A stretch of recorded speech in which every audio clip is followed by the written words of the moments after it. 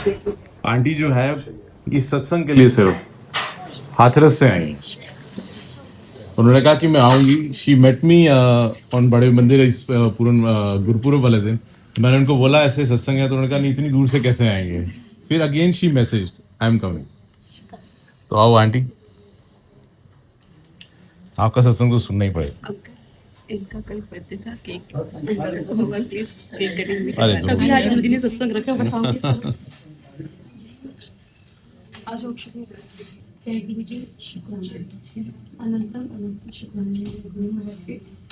मेरी बॉडी अभी भी इतनी वाइब्रेशन कर रही है क्योंकि भोलियानु भोले मिलते हैं। गुरु जी ने मुझे कहा था डुगरी में, क्योंकि मेरी सेवा रहती डुगरी में, तो मैं मंदिर के बाहर खड़ी थी। किसी अंकल ने आके मुझे बोला सिर पे हाथ रख के भोलियानु भोला मिल रहा है। तब तक मैं कुछ नहीं जानती थी महाराज क्या कहना चाह रहे हैं। सेकेंड टाइम मैं फिर अपनी सेवा पे पहुंची, तब महाराज ने किसी के थ्रू दिलवाया एक आंटी से, भोलियानु भोले मिलते हैं।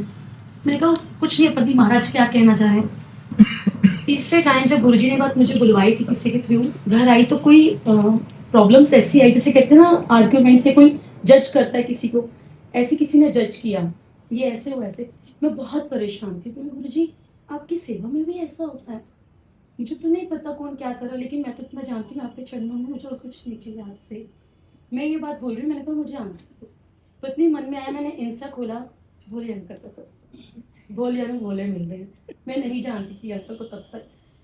देन मैंने वो सुनना स्टार्ट किया। अंकल ने वही बातें बोली जो मैंने महाराज को बोली। अंकल ने अपना सत्संग सुनाया इसी से रिगार्डिंग कि किसी ने ऐसे कहा, तो गुरुजी ने उनको समझाया क्यों चिंता करते हैं। मैं बैठा ना, मैंने कहा मम्मा ये तो मैं भी महाराज से कह रही थी, और ये अंकल कौन है?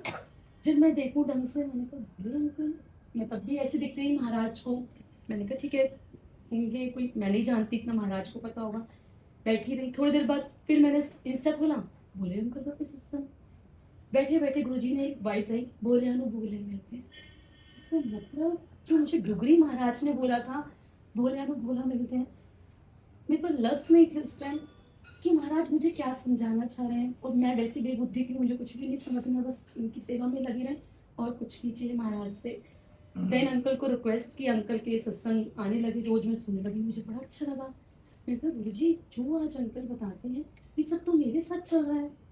मतलब आपने जो मुझे डुगरी बोला था, भोलियानु भोला मिलता है, जो आपने मेरी राह ढूंढी थी, तो अंकल के सत्संग के साथ ही मेरी अब राह है। मैं बड़ी खुश हुई। फिर मैंने अंकल को उसको मैसेज भी किया। मैंने कहा अंकल जय गुरु जी, आपको नहीं पता आपके सत्संग से मेरे कितने आंसर्स हैं, क्योंकि मन में बहुत दुविधा थी। जब गुरुजी ने अंकल को समझाया था, उस दिन मैं भी समझ गई थी अब डरना नहीं है, क्योंकि गुरुजी हमारे नाम है, किसी चीज़ का कोई डर नहीं है। ऐसी मालिक की सेवा करती गई और लगे पड़े। और पता नहीं अंकल के साथ तो मेरा क्या लफ्ज़ बोलूँ महाराज को शुक्राने। जब मैंने अंकल से बोला, महाराज से बोला अब आपने ही मिलवाया है ऐसे, तो मंदिर भी मिलवा देना। मैंने कहा अंकल मंदिर भी आते होंगे, तब तक मुझे नहीं पता अंकल सेवादार भी है वहाँ पे। और देखो 2 ईयर से मैं भी वहाँ सेवा कर रही हूँ, मुझे नहीं पता कि अंकल वहाँ सेवादार है, क्योंकि जब महाराज को टाइम चुना होता तभी हम मिल पाते हैं। मैं ना अंकल को मैसेज पहले कर देता। मैंने कहा अंकल मैं आके ना इस बार कह के गई गुरुजी को, गुरुजी प्लीज मिलवा देना। इस टाइम पकड़ते हैं। मैंने गुरुजी सॉरी, मैंने अंकल से पूछा भोले अंकल है? नहीं आंटी आप आगे चलिए, अंकल नहीं बोले। लेकिन ये तो गुरुजी वही अंकल है, ये क्यों मना कर रहे हैं? मैंने वही इंस्टा खोला, फोटो देखी, मैंने कहा वही तो थे, कोई और तो नहीं थे। लेकिन गुरुजी की लीला थी कि महाराज कहते ना मेरे को लाया, मैं बैठा। वो कुछ गलती हुई, मालिक से माफी। मैं अपना घूम के वहां से निकला, घर भी आ गई। मन में लगा मेरे गुरुजी जो आप कहते हो भोलियानु भोला मिलता है, फिर ये राह कैसे बनेगी मेरी? क्या सत्संग बनेगा जो मैं नहीं जानती हूँ उनके साथ? अब गुरु महाराज की लीला, मैं दिवाली के नेक्स्ट डे आई थी, तब मैंने अंकल को वहाँ देखा था। अब गुरु पूरा वाले दिन मैंने गुरुजी को बोला कि मालिक आपको बुलावा है, आते हैं। अब मैं जैसी पहुंची तो ना हमारे साथ 4 संगत गए थे दर्शन करने के। हम लोग शू स्टैंड के पास खड़े थे, अंकल मेरे पीछे एकदम से खड़े हुए थे। मैं पीछे होने में देखा बोले अंकल एकदम से वही। और मैंने कहा अंकल जय गुरु जी, कहते जय गुरु जी। मैंने कहा अंकल मैं ना अभी आपको कुछ क्या बोलूँ, क्योंकि कुछ समझ नहीं आ रहा, बट आपके साथ ना बहुत डिवाइन जर्नी है, क्योंकि आप जो समझा रहे हो ना वो मुझे महाराज आंसर दे गए। तो अंकल के मुँह से क्या निकलता है, आंटी सत्संग है संडे को आपने आना है। मैंने कहा अच्छा। लास्ट ईयर मेरा बर्थडे, तब भी महाराज ने 1 नवंबर कल का था, तब भी गुरुजी ने मंदिर में केक कटिंग बाहर करवाई। उसके नेक्स्ट डे मुझे वीआईपी सत्संग में बुलाया, और कल भी केक कटिंग करके आज यहाँ बिठा रखा। हाँ, तो लास्ट ईयर भी मैंने यही कहा था मेरे पिता माँ सब कुछ आप हैं, मुझे कुछ नहीं चाहिए अपनी लाइफ में, क्योंकि आपके अलावा कुछ नहीं है। और अंकल ने जो आज बातें बोली हैं चोरी, सब मेरे साथ हो चुका है। सारे सत्संग मेरे अंकल जो सुना रहे थे, मेरी वैनिटी ऐसे चोरी हुई, गुरुजी ने नेक्स्ट डे पहुंचाई, तब तक मैं महाराज को नहीं जानती थी। और उसी दिन मैं बड़े मंदिर की स्टिकर लग गया गुरुजी का वैनिटी पे। 5 लाख की वैनिटी, नेक्स्ट डे ऑटो वाला दिन आ रहा, मुझे नहीं पता। सब कहते गुरुजी, मैं कहा मैं किसी को नहीं मानती क्योंकि मैं वृंदावन से दीक्षित हूँ। मैंने कौन गुरुजी, मैं किसी को क्या जानूँ। तब से पता ही नहीं था कि हमारी सांसों में यही समा जाएंगे। अंकल, मैं जब अंकल को मैंने मना किया, अंकल मैं हाथरस से कैसे आ जाऊंगी, बड़ा मुश्किल है। और मैं फिर दोबारा मंदिर की तरफ फिर गई महाराज से मिलने के लिए। मन में वाइफ आई, आना है। मैंने कहा ठीक है। और मैंने कहा अंकल को कैसे बोलूँ। अंकल मुझे फिर दिख गए। मैंने कहा अंकल मैं आऊंगी और साथ में संगत आएगी। अब महाराज हाथरस से मैं अकेले भी नहीं आ सकती।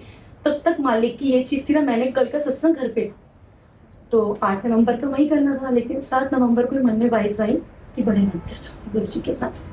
दीदी मेरे ऑलरेडी यहाँ आए हुए थे दिल्ली, तो मैंने दीदी को बोला दीदी मैंने महाराज के पास आऊँगी, मुझे वहीं के सब कुछ मिल गया। मैं कल 9 को फिर बोले अंकल के सत्संग जाना, सत्संग मुझे जरूर अटेंड करना है। कल महाराज के पास रही और आज मालिक ने यहाँ भेजा। मुझे नहीं पता क्या है क्या नहीं, क्योंकि वो सब महाराज जानते हैं। और रास्ते में अभी जो हुआ, आज मैं लेट हो गई। मैं कभी भी लेट नहीं होती सत्संग में, और गुरु जी की ही लीला थी। मैंने कहा दी हम लेट हो गए, वेलकम से पहले पहुंचते हैं, आज हम गुरु जी को इंतजार तो नहीं करा सकते। संगत जी रास्ते में क्या होता है, मेरी डॉटर बोलती है वाओ पिकॉक। मैंने जैसे देखा मैंने कहा शुक्र कि गुरु जी तो अनसंग है। और मैं टेंशन में जब यहाँ आई तो यहाँ मैंने देखा संगत बैठी, तो अंकल ने अंदर बोला जब बैठती हूँ सामने चोला पिकॉक का महाराज। मैंने शुक्राने की गुरु जी कि आप कितना ब्लेस करते हैं। मैं सोच रही हूँ मैं टाइम से पहुंची नहीं, आप तो मतलब घर से नाल चल रहे हैं। जब सामने बैठ के देखती हूँ, और सामने जब हनुमान जी को देखा, आज हाथरस में भी सत्संग था, तो वहाँ पे जिनके यहाँ था उनके 102 साल पुराने हनुमान जी उनके यहाँ थे। और उनका इंटेंशन था कि आप लोगों ने आना है। मैंने कहा नहीं मैं तो कहीं और जा रही हूँ। जब सामने आके देखती हूँ हनुमान जी भी यहीं पे बैठे हैं कि उनकी ब्लेसिंग भी मालिक के लख लख शुक्राने हैं। मैं नहीं जानती गुरु जी ने क्या सोचा है क्या करना है, बस अनसर मालिक रहे, सर्वदा भला करें, सबका कल्याण करें गुरु महाराज। कोई भूल चुक हुई तो मालिक आपसे मांगे, संगत जी आपसे मांगे। जय गुरु जी।